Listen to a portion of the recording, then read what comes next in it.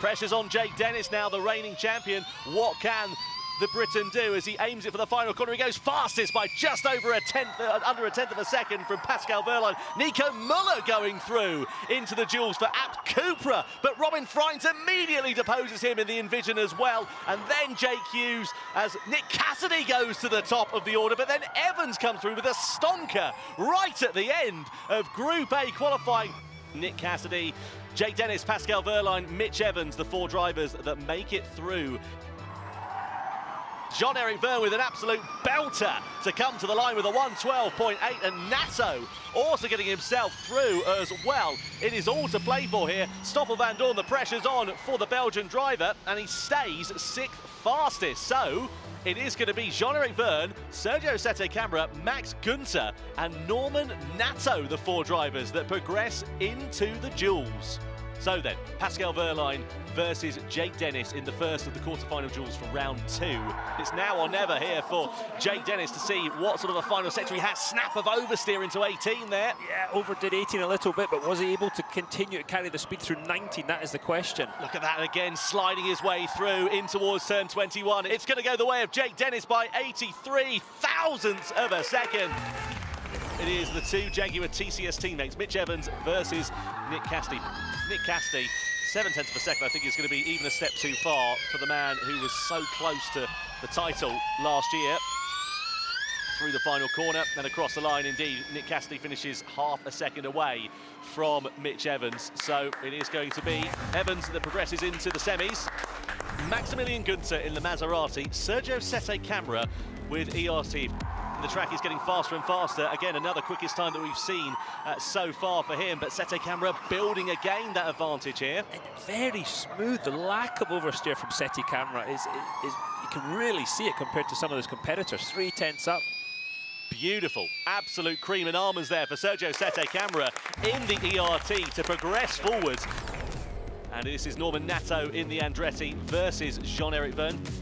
But Vergne's got 2.5 tenths left in his back pocket as he gets a big lap. It is, yeah, he's looking really good. He's putting that snap of oversteer through 20 in towards turn 21, and Jean-Eric Vergne goes fastest with a 1:12.1.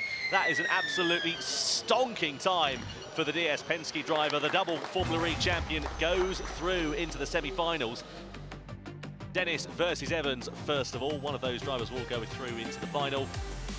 I think this is going to go the way of Mitch Evans unless Dennis can have a good final sector. Pretty close, though. It is. Through the final corner comes Mitch Evans. 10th of a second he's got in his pocket in the Jaguar as he comes to the line. So 1:11.992, and Dennis just under a tenth of a second away. Mitch Evans goes forwards.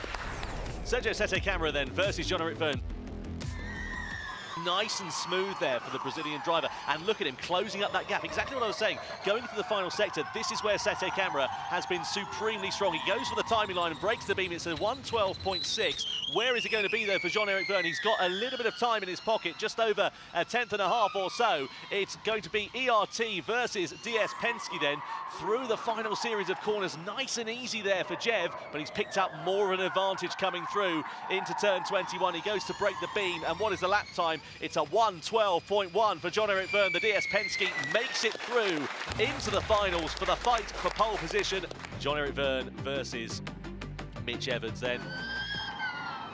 A slip and a slide there for Jev as he comes over the crest of the hill. You can hear the car bottoming out under the bumps. Advantage for Mitch Evans then in this first sector. Looking okay for the Kiwi, but there's so much more of the lap left to go, and Vergne's clawing it back now. The gap from Jean-Eric Vergne.